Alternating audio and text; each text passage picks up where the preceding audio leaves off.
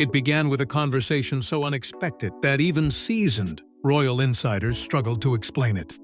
A meeting inside Buckingham Palace, attended by only a handful of trusted advisors, ended with stunned faces and hurried departure. Within hours, whispers spread through royal corridors that King Charles had reached a decision about Meghan's future that nobody saw coming. What started as quiet speculation quickly became the most talked-about royal mystery in Britain. Before we go deeper into what this really means for the royal family, make sure to subscribe so you don't miss a single update. Reports suggest the meeting was not placed on any ordinary palace calendar, and that alone made the atmosphere feel heavier than usual.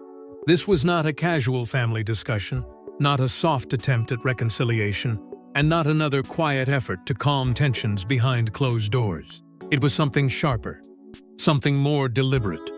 Senior advisors were said to have entered expecting a routine review of public duties, to realize that Meghan's name had become the center of a far bigger conversation about the monarchy's future shape.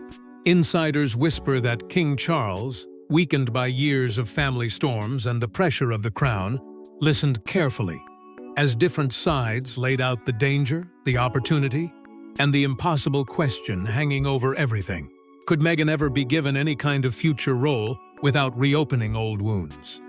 Palace aides reportedly moved with unusual caution afterward. Phones went quiet. Comments were avoided. Even familiar royal correspondents began noticing strange gaps in the usual flow of information. And when silence becomes that organized inside the House of Windsor, it often means something serious is being protected. Across Britain, speculation grew fast. Some believed Charles was preparing a gesture of peace. Others believed he was drawing a final boundary. But the timing made the mystery even more explosive. Why now? Why risk another public debate when the monarchy was already balancing legacy, loyalty, and survival? Those close to palace thinking suggest the answer lay not only in Meghan herself, but in Charles's larger vision of a slimmer, stricter, more controlled royal institution. A monarchy where every name, every title, every appearance, and every future role had to serve the crown before it served personal ambition. And as those whispers spread from private offices to public headlines, one truth became impossible to ignore. This announcement was not just about Meghan's place. It was about who had the power to define the royal future. But before anyone could understand the announcement itself, they first had to understand the years of tension that made this moment possible. For years, the relationship between Meghan and the royal institution seemed trapped in an endless cycle of controversy, silence, and public scrutiny. Every interview, every headline, and every royal appearance appeared to widen the gap. Yet behind the public narrative, palace figures were quietly asking a different question: could there ever be a place for Meghan in the monarchy's future story? The question did not arrive suddenly. It had been building through years of strained smiles, carefully worded statements, and wounds that never seemed to fully close. Meghan had once entered the royal world as a symbol of change, someone many believed could help modernize the crown and bring new energy to an old institution. But hope quickly became tension, and tension became a storm. Public appearances gave way to private disagreements. Private disagreements gave way to interviews, claims, and accusations that shook the palace from the inside. Each controversy left its mark, not only on Meghan's public image, but on the monarchy's sense of control. For King Charles, the struggle was deeply personal and painfully institutional. As a father, he had family ties he could not erase. As monarch, he had a duty he could not ignore. That conflict became the heart of the crisis.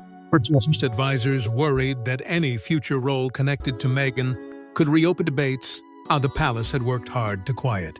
Yet others believed that total distance carried its own danger, making the family appear cold, divided, and unable to heal. Meanwhile, Meghan and Harry's growing life outside royal duties created a sharper divide. Their private ventures, media projects, and public messaging placed them in a world very different from the silent discipline expected inside the firm. The monarchy survives on restraint. Meghan's world often seemed built on expression. That contrast became impossible to hide. And with every new headline, the same question returned with greater force. Could someone so closely tied to royal controversy ever be folded back into even a limited royal future? Behind palace walls, this was not just about forgiveness. It was about risk. It was about image. It was about whether the crown could allow emotional history to shape institutional decisions. Charles reportedly understood that whatever he chose would anger someone. A door left open could be seen as weakness. A door firmly closed could be seen as cruelty. And somewhere between those two dangers, anticipation began to rise. Royal watchers sensed movement. Insiders hinted that the silence was becoming too heavy to be accidental. Something was coming. And as old disagreements resurfaced, attention turned toward a series of private discussions that would ultimately shape the king's stunning announcement. Behind closed doors, away from cameras and public statements, conversations were taking place that few people knew about. These were not ordinary family discussions. They involved strategy, legacy, public perception, and the future direction of the crown itself.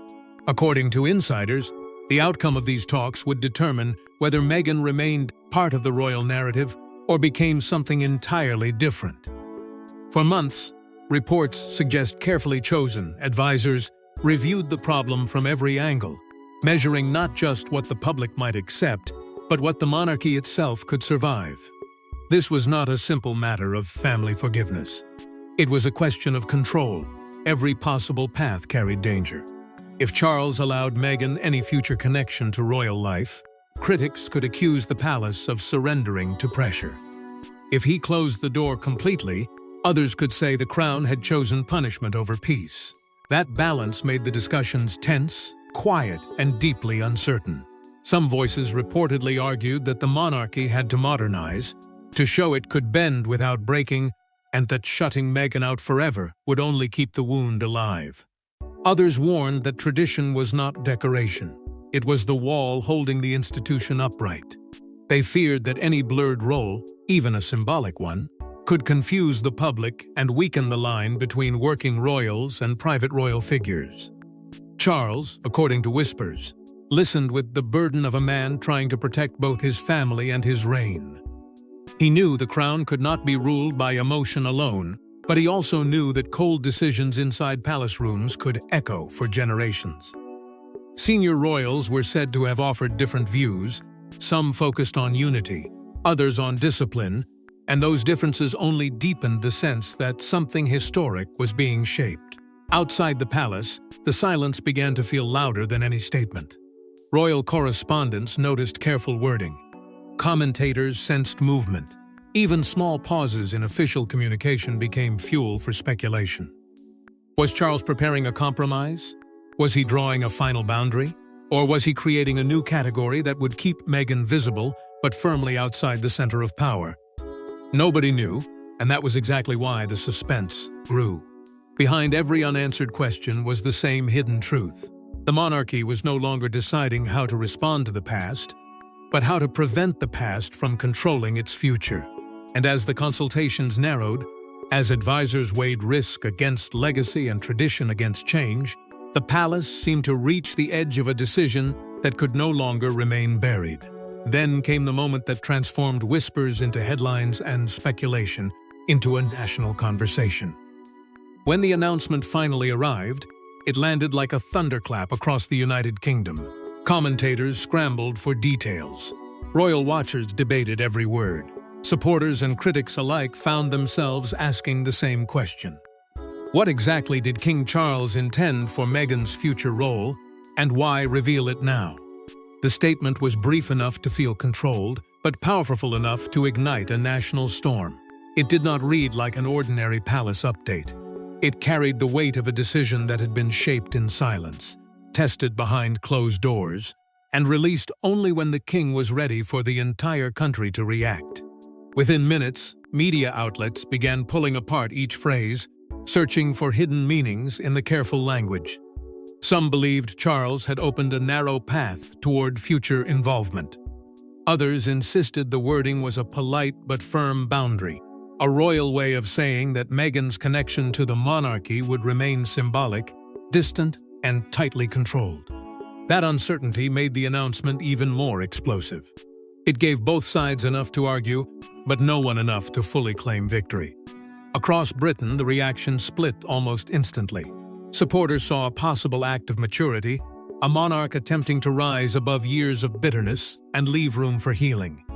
Critics saw danger, warning that any future role for Meghan could revive the very controversies the palace had spent years trying to quiet.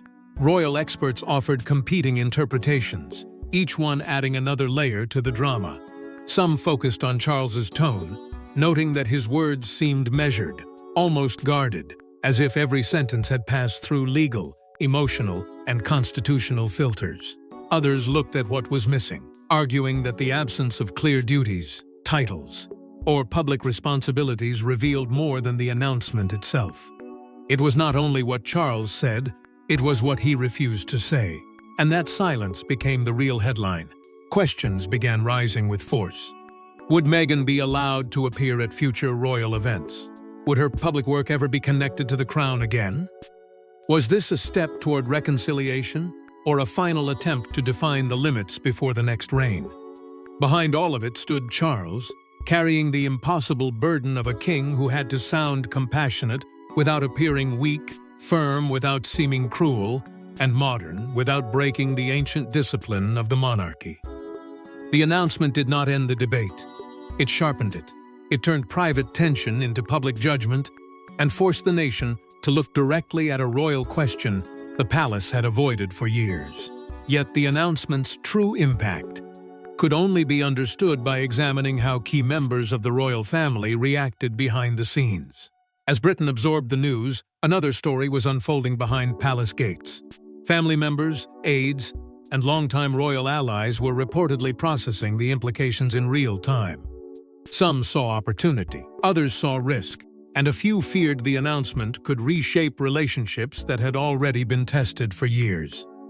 Inside the royal circle, the reaction was not simple, because nothing about Meghan's place in the monarchy had ever been simple. Reports suggest some senior figures viewed Charles's move as a controlled attempt to lower the temperature, to show the world that the crown was not afraid of difficult family history. To them, the announcement offered a narrow path forward, one that allowed dignity without surrender and distance without total exile. But others reportedly saw a far more dangerous opening. They worried that even the smallest suggestion of a future role could invite fresh headlines, fresh arguments, and fresh pressure on a family still carrying the weight of old wounds. Advisors began measuring the consequences almost immediately. How would the British public respond? How would Parliament read it? How would the international press frame the decision? Every answer seemed to create another question. The palace knew that one careless phrase could become a week of debate, and one unclear boundary could become a storm. Behind the official calm, there was concern that Meghan's future could once again become a battlefield where loyalty, image, and memory collided. Supporters of the decision argued that Charles had chosen maturity, that he had refused to let bitterness define the monarchy's next chapter. They believed a king must sometimes leave a door slightly open, not because trust has fully returned, but because history judges cruelty harshly. Critics pushed back with equal force. They questioned whether tensions that had built over years could truly be softened by one announcement. They feared the monarchy might appear uncertain, caught between protecting tradition and pleasing modern opinion. And in that tension, the deeper truth emerged. This was not just a family reacting to a statement. It was an institution trying to protect its balance while the world watched for cracks. Palace aides reportedly worked quickly to steady the message, keeping language disciplined and avoiding emotional escalation. Every response had to feel calm. Every silence had to feel intentional. Yet beneath that careful control, the announcement had already changed the atmosphere. It forced old alliances to shift, old grievances to resurface, and old fears to take new shape. For Meghan, it suggested possibility. For the palace, it demanded caution. For Charles, it became another test of whether family mercy and royal duty could stand in the same room without destroying each other. But perhaps the most important question was not how people reacted to the day, it was what this decision meant for the future of the monarchy itself. For Meghan, The announcement represented more than a headline.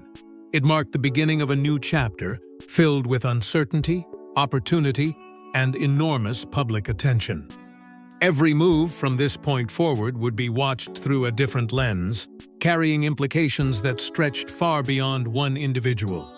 In the days after Charles's decision began dominating royal conversation, the focus slowly shifted from what the palace had said to what Meghan might do next.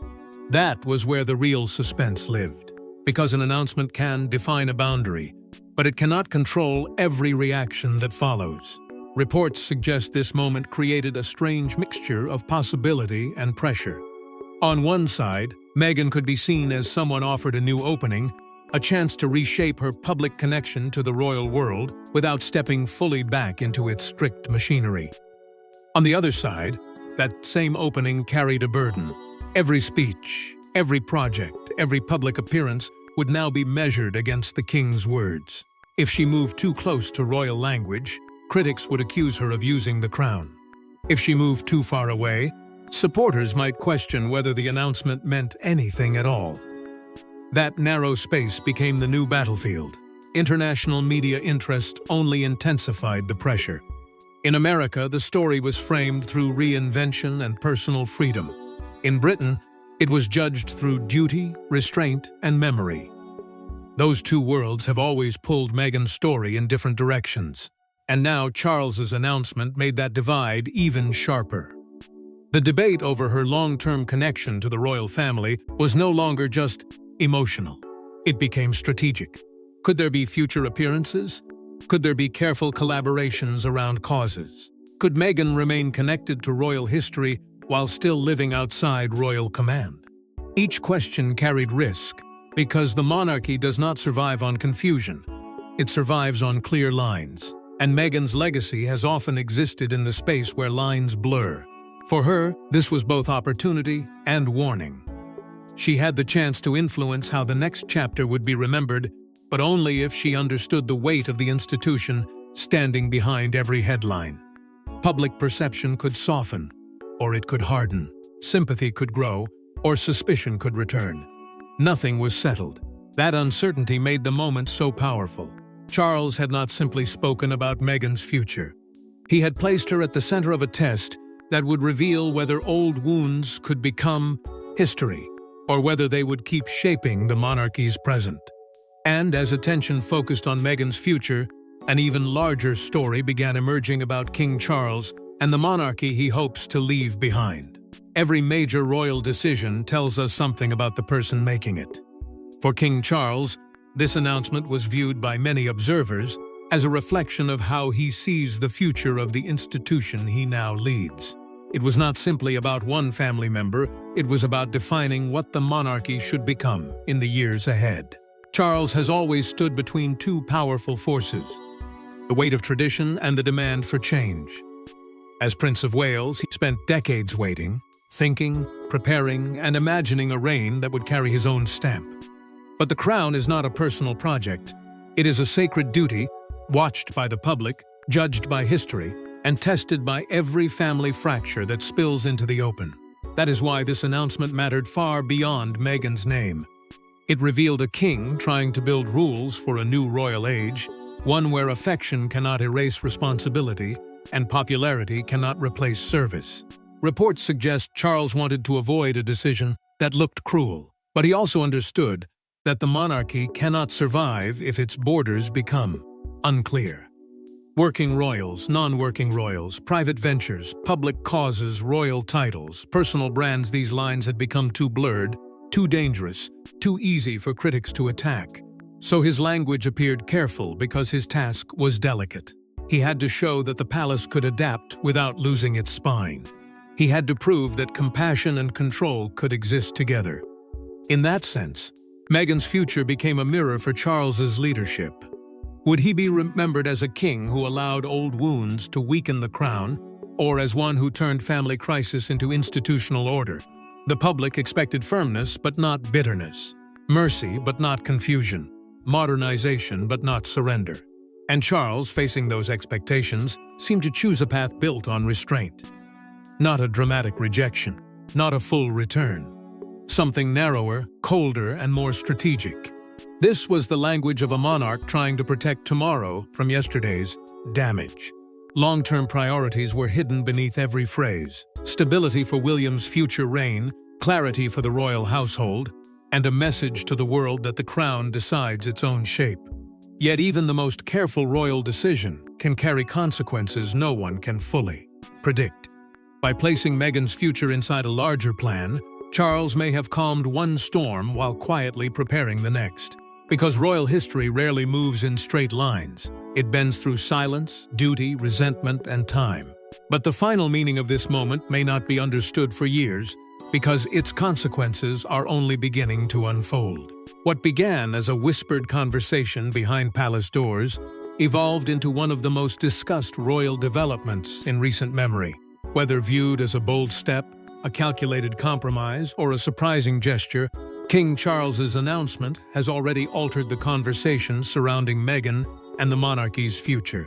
The journey from rumor to revelation had carried every mark of a royal storm: silence, speculation, tension, and the sudden sense that something larger than one statement was taking shape. At first, it seemed like another palace whisper, the kind that rises and disappears before anyone can prove where it began. But this time, the silence did not fade. It tightened. It gathered force. It pushed the country toward a question the monarchy could no longer avoid. Where does Meghan belong in the story Charles is trying to write? His decision did not offer every answer, and perhaps that was the point. It left space for debate, but it also drew attention to the power of the crown to define its own future. Meghan's name remains a subject of global fascination, not because the world agrees about her, but because she sits at the center of a modern royal conflict between freedom and duty, personal voice and public restraint, family pain and institutional survival. For the royal family, the announcement has likely shifted private dynamics in ways the public may not fully see for years. Trust, once broken, is never repaired by one sentence. Distance, once created, does not disappear because a king chooses careful words. Yet the significance of this moment lies in the fact that Charles acted at all. He placed the issue into the open, forcing supporters, critics, advisors, and family members to confront a future that had been hanging unresolved for too long. Still, the unanswered questions remain sharp. Will this become a path toward cautious peace, or a line that no one can cross? Will Meghan's next steps soften old tensions, or revive the very storms the palace tried to contain? And what will this mean when William's era eventually arrives, bringing a different style, a different patience, and perhaps a colder view of unresolved royal wounds? That is why this chapter feels unfinished. Reign is still being measured not only by ceremony, but by crisis, by the decisions he makes when family history threatens royal stability. This announcement may one day be remembered as a turning point, a warning, or the first move in a much larger royal reckoning. Because in the House of Windsor, the most consequential chapters rarely end with an announcement, they begin with one. Thanks for watching. Please don't forget to like and subscribe, and we will see you in next one.